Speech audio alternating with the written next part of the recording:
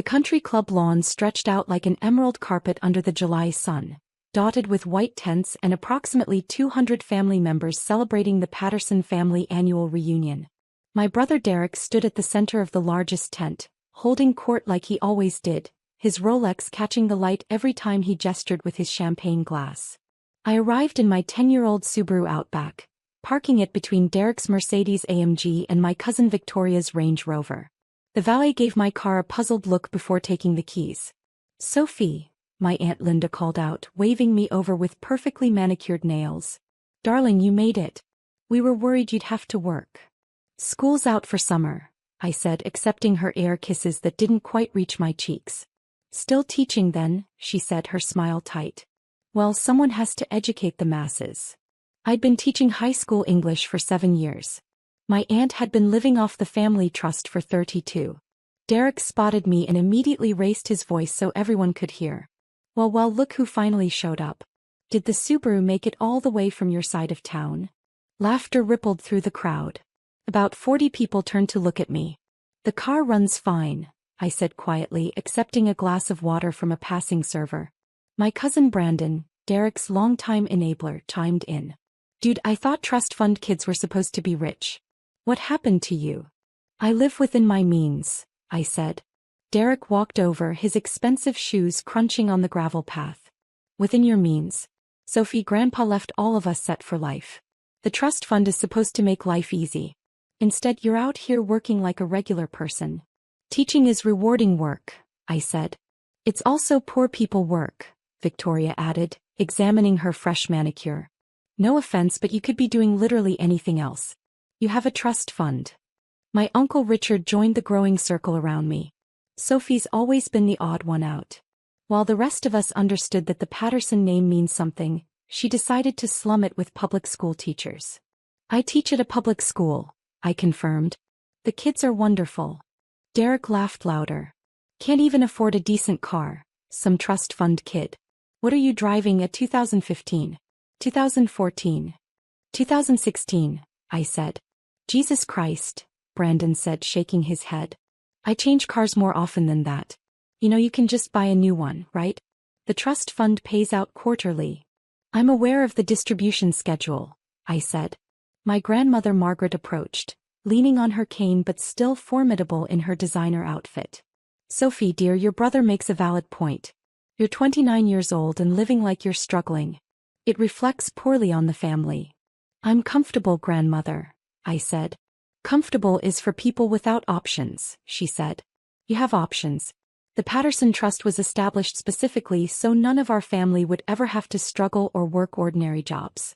Your grandfather would be disappointed." I took a sip of water and said nothing. Derek's wife Cassandra, dripping in jewelry that could fund a small school district, added her thoughts. "I think it's actually kind of sad. Like, Sophie clearly doesn't understand how to access her money properly. Maybe she needs a financial advisor." "I have financial advisors," I said quietly. "Well, they're doing a terrible job," Victoria laughed. "Look at you. Off-the-rack dress, drugstore sunglasses, and that tragic car. No offense, but you look like you work retail, not like a Patterson heir." The circle around me had grown to about 60 people now, all listening to my family dissect my life choices. I recognized the pattern. This happened every year at the reunion. I was the family curiosity, the trust fund failure, the cautionary tale parents told their children about squandering opportunities. Derek pulled out his phone to show the crowd something. "Check this out. This is my new yacht. 42-footer, custom interior, cost about $800,000. Got it approved through the Trust's luxury asset program." People cooed and congratulated him. "And this," he continued, swiping to another photo, "is the villa I'm building in Tuscany. 3 million, all trust funded. Should be done by next summer." Brandon high-fived him. "Living the dream, man." Derek turned to me. "See, Sophie? This is what you're supposed to do with a trust fund. Enjoy life. Build wealth. Make the Patterson name mean something." The Patterson name meant something to Grandpa because he built a business and employed thousands of people, I said.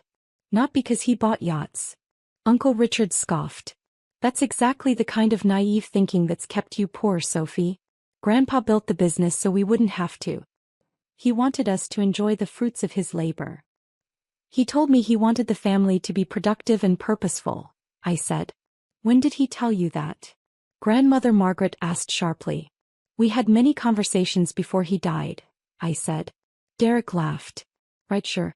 You were his favorite. That's why you're driving a Subaru and teaching kids who'll never amount to anything. My students are wonderful people with bright futures, I said calmly. Cassandra stage whispered to Victoria. She's so defensive. It's kind of sad. The lunch bell rang and people began moving toward the main tent where catered food waited on tables that cost more than most families spent on groceries in a year. I stayed back, letting the crowd flow past me. Derek grabbed my arm as he passed. Hey, no hard feelings about the roasting, okay? It's just family fun. We just worry about you living like you're broke when you're not. I know, I said. Do you though? He said, suddenly serious. Because from where I'm standing, you're wasting your life. You're 29, Sophie. Prime of your life. You should be traveling, buying property, building something. Instead, you're grading papers for $47,000 a year. 52,000, I corrected. Oh wow, 52. My bad. That changes everything, he said sarcastically. Sophie, I spend more than that on car maintenance. Wake up. Use your resources. He walked away before I could respond. I sat through lunch at the family table, positioned between distant cousins who talked around me about their recent purchases, their upcoming trips, their investment properties. The Patterson Family Trust supported approximately 47 beneficiaries, ranging from grandmother Margaret down to my second cousins who were still in college. Everyone at this reunion lived well. Some lived extraordinarily well. And they all thought I was the failure. After lunch, during the family business portion of the reunion, Uncle Richard took the stage in the main tent. As the eldest of Grandpa's children, he'd assumed a leadership role in family matters. Welcome everyone to the 47th Annual Patterson Family Reunion, he began. We gather today to celebrate the legacy of Jonathan Patterson, who built Patterson Industries from nothing and established the trust that continues to support us all. Applause filled the tent. This year, I'm pleased to announce that the trust has grown to approximately $250 million in total assets, thanks to excellent management and strong market performance. More applause. I clapped politely. Our quarterly distributions continue as scheduled. Individual beneficiaries received anywhere from $50,000 to $250,000 last quarter, depending on their tier in the distribution schedule. Derek leaned over to Brandon. I got 180. Moving up in the world. The trust board wants to remind everyone that annual spending reviews are coming up, Uncle Richard continued. We'll be evaluating how beneficiaries are using their distributions to ensure alignment with Jonathan Patterson's vision of family prosperity and growth. Victoria whispered to Cassandra. Translation: they're checking if anyone's doing drugs or gambling it away. We're also pleased to announce several new trust-funded initiatives, Uncle Richard said. Derek Patterson has proposed a family investment fund where beneficiaries can pool resources for commercial real estate ventures. Brandon Patterson is launching a luxury lifestyle consulting business with trust backing. And Victoria Patterson's fashion line received approval for $2 million in startup funding. The crowd applauded each announcement. These were the family success stories, the ones who used the trust correctly. Now, Uncle Richard said, his tone shifting slightly, we want to address something the trust board has been discussing. We have one beneficiary who has consistently declined to utilize their full distribution allocation, who lives well below the standard expected of a Patterson heir, and whose lifestyle choices raise questions about their understanding of the trust's purpose. My stomach tightened. I knew where this was going. Sophie Patterson, Uncle Richard said, looking directly at me, receives the same Tier 2 distribution as several other beneficiaries, approximately $120,000 per quarter. Yet she lives in a rental apartment, drives a vehicle that's nearly a decade old, and works a job that pays less than half her quarterly distribution. Every eye in the tent turned to me. The trust board is concerned, he continued, that Sophie may not fully understand how to properly utilize her resources.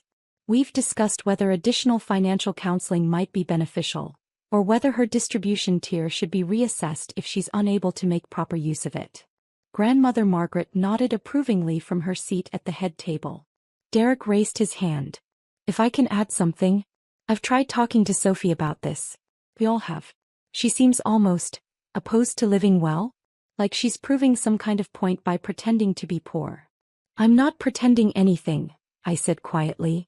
Then what are you doing with nearly $500,000 a year? Uncle Richard asked. Because it's certainly not visible in your lifestyle. My finances are private, I said.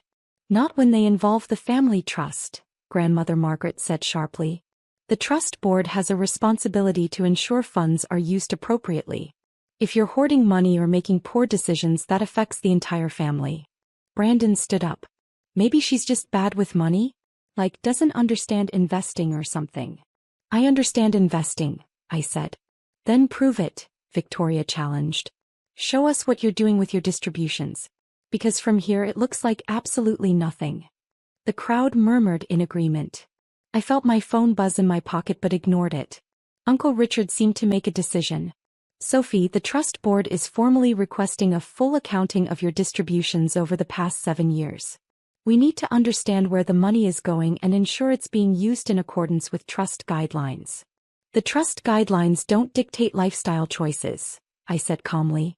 No, but they do require beneficiaries to uphold the Patterson family reputation and standards, Grandmother Margaret said. You're an embarrassment, dear.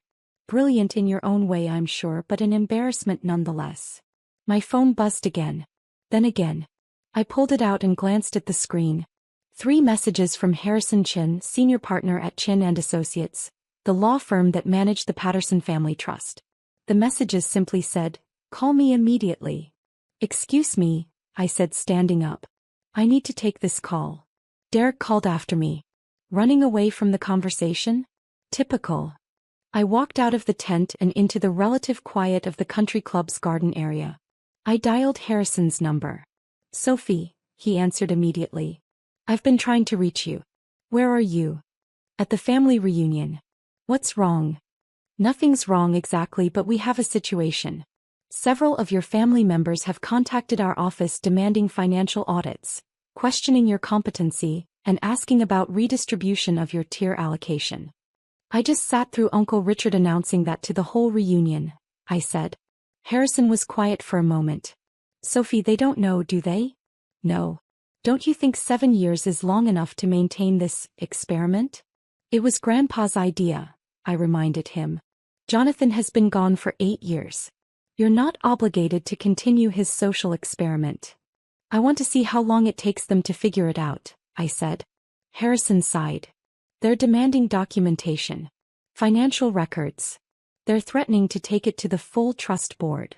"Let them." "Sophie." "Harrison, they just spent an hour telling me I'm a trust fund failure who doesn't understand money." Derek showed off his $800,000 yacht.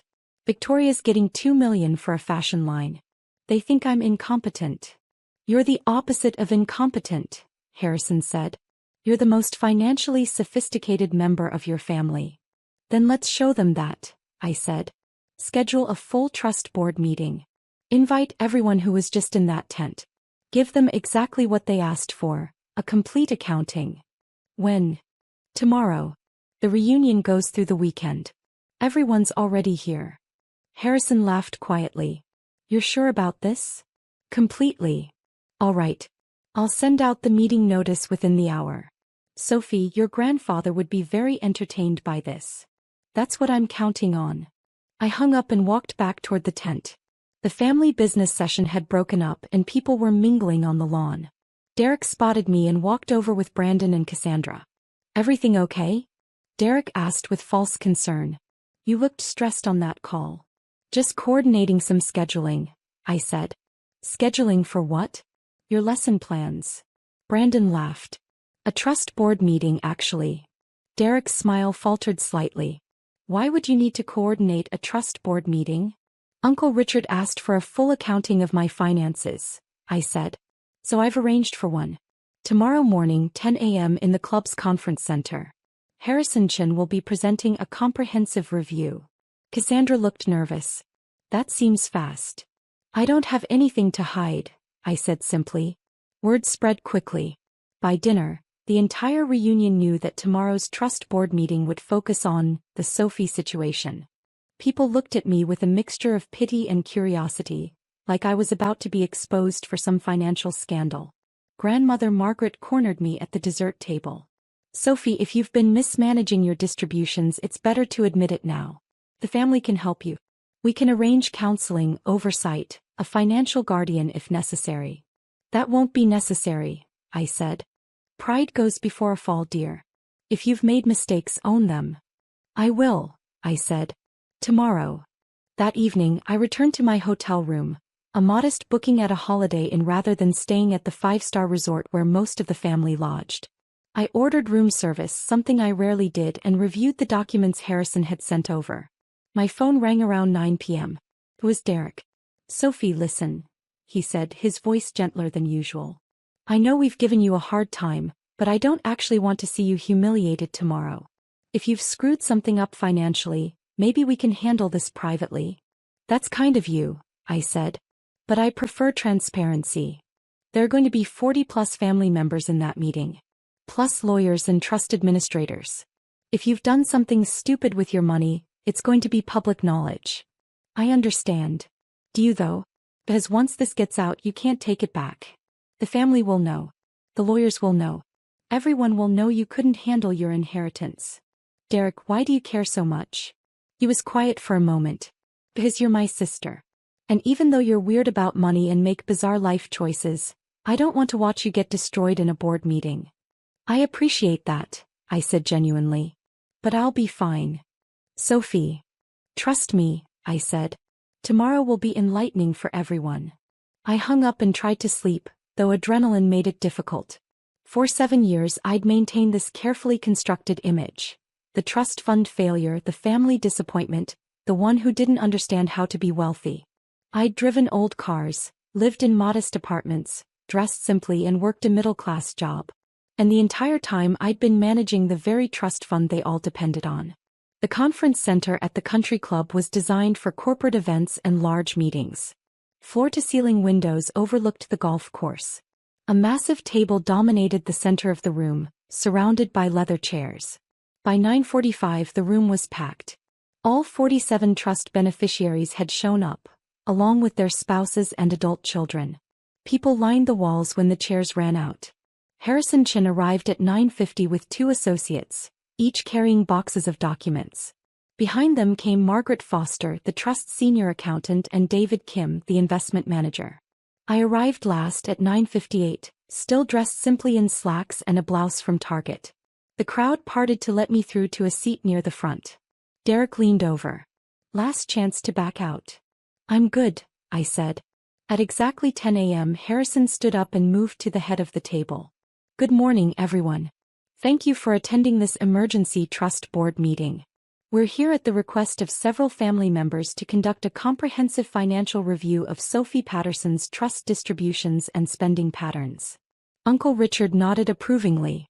"It's about time. Before we begin," Harrison continued, "I need to provide some context about the Patterson family trust structure. This is information that some of you may not be fully aware of." He pulled up a presentation on the large screen at the front of the room. The Patterson Family Trust was established in 2015 by Jonathan Patterson, 2 years before his death. The trust contains approximately $250 million in assets, as was mentioned yesterday. People nodded. This was all familiar information. "The trust is structured with several tiers of beneficiaries," Harrison continued. Tier 1 beneficiaries receive up to $250,000 quarterly. Tier 2 beneficiaries receive up to $150,000 quarterly. Tier 3 beneficiaries receive up to $75,000 quarterly. "We know all this," Victoria said impatiently. "Can we get to Sophie's financial mess?" "We will," Harrison said. "But first I need to explain something crucial about how the trust operates. While you all receive distributions, the trust itself is controlled by a single trustee who has complete authority over all trust assets, investment decisions and distribution approvals." The room went very quiet. "That trustee," Harrison said, "is Sophie Patterson." For approximately 5 seconds, nobody moved or spoke. Then Derek laughed nervously. "That's not possible. Sophie's a teacher." "Sophie is a teacher," Harrison confirmed. She's also the sole trustee of the Patterson Family Trust and has been since its inception in 2015. Grandmother Margaret gripped her cane. That's absurd. Sophie was 22 years old when the trust was established. 21 actually, Margaret Foster, the accountant, said. She was finishing her MBA at Wharton with a specialization in fiduciary management when Jonathan approached her about the position. MBA? Brandon said. Sophie has an MBA? From Wharton, Harrison repeated. Graduated top of her class. She also has a bachelor's in education which she uses for her teaching career. Victoria stood up. This is insane. We've been getting distributions for 7 years. Someone would have told us. Jonathan specifically requested that Sophie's role remain confidential, Harrison said. He wanted to observe how the family would function without knowing who held actual control. He viewed it as a long-term study of character and values. David Kim, the investment manager, stepped forward. I work directly with Sophie on all investment strategies for the trust. She reviews every major decision, approves all distributions, and has grown the trust from approximately $140 million to its current value through careful asset management. The number hit the room like a physical force. She's grown it by $110 million? Uncle Richard said weakly. Through a combination of strategic investments, real estate acquisitions and market timing, David confirmed. Sophie is exceptionally skilled at financial management. Cassandra looked like she might faint. The yacht Derek bought. Sophie approved that. Every purchase over $25,000 requires trustee approval, Harrison said. Sophie has approved hundreds of such requests over the past 7 years. Derek turned to me, his face pale. You've been signing off on everything? I met his eyes. Everything. The villa in Tuscany? Approved it in March. Victoria's fashion line funding? Approved it last month. Brandon stood up abruptly. You've been letting us mock you while you controlled all our money? I don't control your money, I said calmly. I control the trust that provides your distributions. There's a difference. Grandmother Margaret's voice shook. Jonathan did this deliberately. He wanted us to, what? To humiliate ourselves. He wanted to see how you treat someone you thought had no power, I said. How you treat family when you believed you had all the advantages. Harrison pulled up another slide. Let's review the specific distributions over the past 7 years. Derek Patterson has received approximately $4.9 million in total distributions, plus approval for the yacht purchase and villa construction. Derek sank into his chair. Brandon Patterson has received approximately $3.8 million, plus funding for 3 failed business ventures. Brandon put his head in his hands. Victoria Patterson has received approximately $4.2 million, plus the recent fashion line funding. Victoria's face was red. Harrison went through each beneficiary systematically. Uncle Richard had received over $6 million. Cassandra's jewelry collection was worth approximately $900,000, all trust-funded. The family's collective spending over 7 years totaled approximately $89 million. And what has Sophie received? Grandmother Margaret asked quietly. Margaret Foster pulled up a different spreadsheet. Sophie's distributions tell an interesting story. She's received her full Tier 2 allocation every quarter, approximately $120,000. However, she's never spent more than $15,000 per quarter on personal expenses. What happened to the rest? Uncle Richard asked. She's been reinvesting it, David Kim said. Sophie has built a separate investment portfolio, managed independently from the family trust, that's currently worth approximately $7.3 million. The room erupted in shocked murmurs. Additionally, Margaret Foster continued, Sophie has donated approximately $2.1 million to educational charities, scholarship funds, and her school district over the past 7 years. She's also established a private foundation that provides grants to public school teachers pursuing advanced degrees. Derek's voice was barely a whisper. You've been donating millions while we called you a failure? I've been using my distributions the way Grandpa hoped someone would, I said. Productively. Purposefully. Not just for personal luxury. Harrison advanced to the next slide. Which brings us to the purpose of today's meeting. Several family members have expressed concern about Sophie's competency and requested a financial review. Sophie has agreed to this review, but she's also requested we conduct a comprehensive evaluation of all beneficiary spending patterns. Uncle Richard's eyes widened. What? As trustee, Sophie has the authority to modify distributions based on beneficiary behavior, financial responsibility, and alignment with trust values, Harrison explained. She's never exercised this authority before. Today she's choosing to. I stood up and the room fell silent. Grandpa left me in charge because he knew I understood something the rest of you forgot, I said. Money isn't the goal. It's a tool. He built Patterson Industries by working 80-hour weeks and never forgetting where he came from. He created this trust to take care of family, yes, but also to see if any of us would remember his values. Sophie, Grandmother Margaret started. Yesterday, Derek called me a trust fund failure in front of 200 people. He spent nearly $5 million in 7 years and has no assets to show for it except a depreciating yacht and a villa that's over budget. Brandon has burned through $3.8 million on businesses that don't exist anymore. Victoria just received $2 million for a fashion line she hasn't even designed yet. I pulled out my own document. I'm implementing new distribution guidelines effective immediately. Tier 1 beneficiaries will have their quarterly distributions reduced by 40%. Tier 2 beneficiaries will be reduced by 30%. These reductions will remain in effect for a minimum of 2 years. You can't do this, Uncle Richard said desperately. Actually, as trustee, I can do exactly this, Harrison confirmed. It's within Sophie's explicit authority.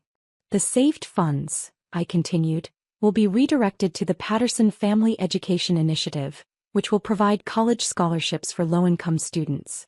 Additionally, I'm implementing a new approval threshold. Any purchase over $10,000 now requires detailed justification and demonstrated financial responsibility. Cassandra was crying. You're punishing us for not knowing you were in charge?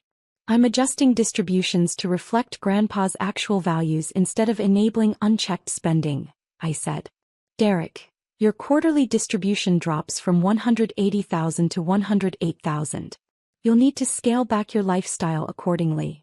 That's still more than most people make in a year, Brandon said quietly. Exactly, I said. It's more than generous.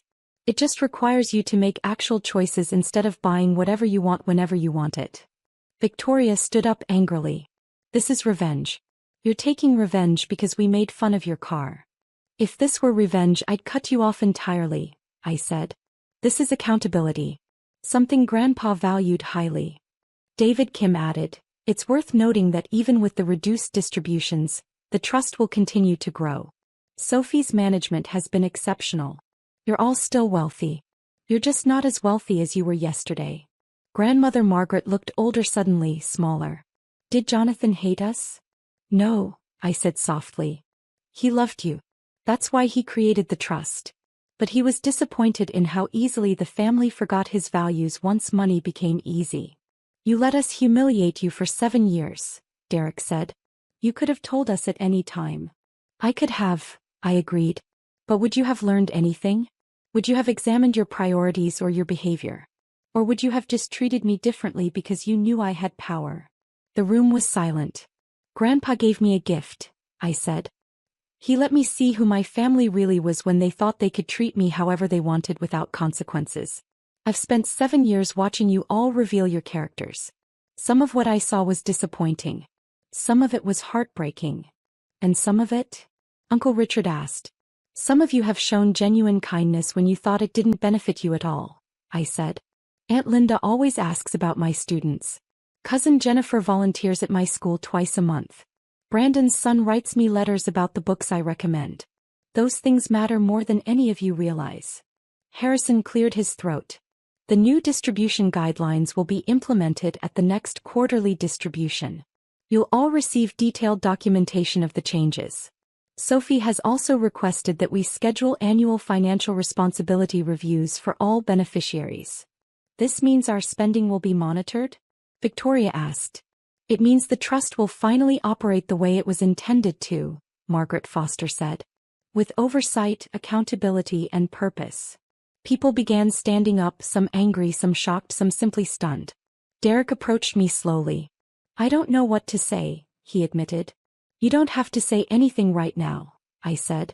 I've been such an ass to you. For years. And you could have crushed me at any point. Yes. Why didn't you? Because you're my brother. And because I kept hoping you'd figure out on your own that the way you were living wasn't making you happy. Derek looked down. The yacht doesn't make me happy. Neither does the villa. I thought it would, but it doesn't. Things rarely do, I said.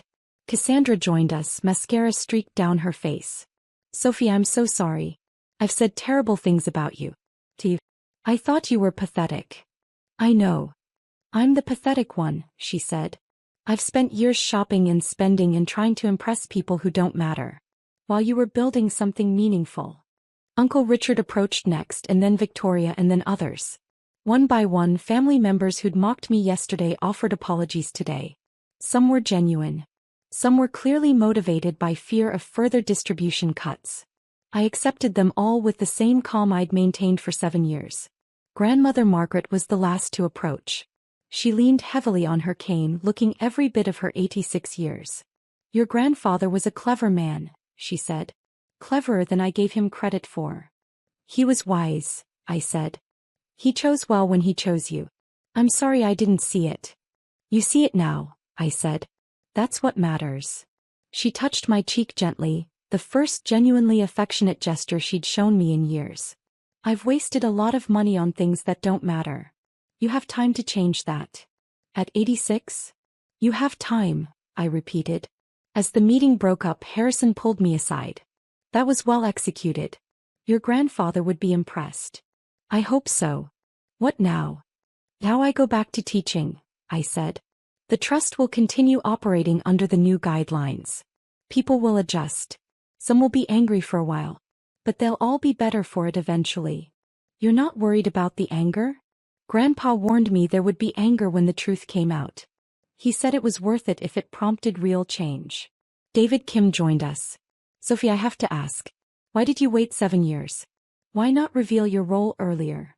Because Grandpa's letter to me said to wait until they demanded a financial review. He predicted they'd eventually question my competence, and he wanted that moment to be the reveal. He thought the irony would be instructive. Harrison laughed. Jonathan Patterson, teaching lessons from beyond the grave. He was good at that, I said. I left the conference center and walked out to the parking lot where my Subaru Outback waited between luxury cars that cost 10 times as much. Several family members watched me go, their expressions a mixture of confusion, respect, and lingering shock. My phone buzzed with a text from Derek. Can we have coffee sometime? Like actual coffee where I listen instead of talk. I replied, I'd like that. Another text from Brandon. I'm sorry. Really genuinely sorry. Can I volunteer at your school? I need to do something useful. Call me next week, I typed back. We always need volunteers. Victoria sent. I'm canceling the fashion line funding. It was a vanity project. Can we redirect that money to your education initiative? That would be wonderful, I responded. The messages continued as I drove away from the country club, back toward my modest apartment and my ordinary life that was, I'd discovered, far more satisfying than any yacht or villa could ever be. That evening I sat on my balcony with a glass of wine and Grandpa's letter, which I'd kept in a safety deposit box for 7 years. I'd read it hundreds of times, but tonight I read it again. Dear Sophie, it began, if you're reading this, you've either revealed your role as trustee or you're contemplating doing so. Either way, you've likely witnessed what I feared. A family that forgot where it came from. I'm giving you an enormous responsibility and an unusual burden. Managing the trust is one thing. Watching your family treat you poorly because they don't know you hold the power, that's something else entirely. But I need you to see what they become when they think money comes easily and without accountability. The trust isn't really about money, Sophie. It never was. It's about character, about values, about remembering that wealth is a responsibility, not just a privilege. I'm trusting you to teach that lesson when the time is right. You'll know when the time comes. They'll question your competence, your worth, your understanding of money. And in that moment when they're most confident in their superiority, show them the truth. Some will be angry. Let them. Anger passes. Humility and wisdom, if they take root, last forever. I chose you because you're the only one who never wanted the money for its own sake. You wanted purpose, meaning, impact. You understood that money is just a tool and the question isn't how much you have but what you do with it. Take care of the family, Sophie. But don't let them destroy themselves with wealth. Sometimes the greatest kindness is limiting access to things that harm us. Love, Grandpa. I folded the letter carefully and looked out over the city. Somewhere out there, Derek was probably researching yacht resale values. Victoria was canceling fashion line meetings. Brandon was Googling how to volunteer at schools. The family was being forced, perhaps for the first time in years, to reconsider what actually mattered. It wouldn't be easy. Change never was. Some family members would resent the new restrictions. Others would push back against oversight. A few might even challenge my authority legally, though Harrison had assured me the trust documents were ironclad. But others, like Derek in his text, like Victoria redirecting her funding, like Brandon wanting to volunteer, would use this moment to become better versions of themselves. That was what Grandpa had hoped for. Not punishment but transformation. Not revenge but redemption. My phone buzzed one more time. A text from a number I didn't recognize. Miss Patterson, this is Brad, Derek's son. My dad told me what happened today. I just wanted to say thank you for what you're doing with the education initiative. I've been wasting time and money on stupid stuff. I'd like to do better. Can I help with the scholarship program? I smiled and typed back, absolutely. Let's talk next week about what that could look like. 3 generations of Pattersons, I thought. Grandpa had built the wealth. My generation had nearly wasted it. But maybe the next generation would understand what it was actually for. I finished my wine as the sun set over the city, painting the sky in shades of gold and pink. My Subaru was parked in its usual spot below. My apartment was small but comfortable. My teacher's salary was enough for my needs. And my $7.3 million investment portfolio, built slowly and deliberately, was there not because I needed it, but because I'd managed my resources responsibly. Tomorrow I'd go back to school, back to teaching teenagers about literature and critical thinking and the importance of character. Some of my students would become wealthy. Most wouldn't. All of them would need to understand that success wasn't measured in quarterly distributions or luxury purchases. My family had learned that lesson the hard way today. They'd called me a trust fund failure while I managed their entire financial future. They'd mocked my modest car while driving vehicles I'd approved them to purchase. They'd questioned my competence while I grew their inheritance by over $100 million. The irony was, as Grandpa had predicted, instructive. And now came the harder part, helping them understand that the real failure wasn't living modestly despite having wealth. It was having wealth and forgetting how to live meaningfully. That lesson would take more than one shocking trust board meeting. It would take years of consistent guidance, careful oversight, and patient teaching. Good thing I was a teacher. And good thing Grandpa had given me the authority to grade their financial responsibility just as rigorously as I graded my students' essays. Some of them would fail at first. But with time, support, and accountability, I believed most of them could improve. Because that's what education was about, whether in a classroom or a trust fund board meeting. Helping people become better versions of themselves. Even when they didn't know they needed the lesson. Especially then.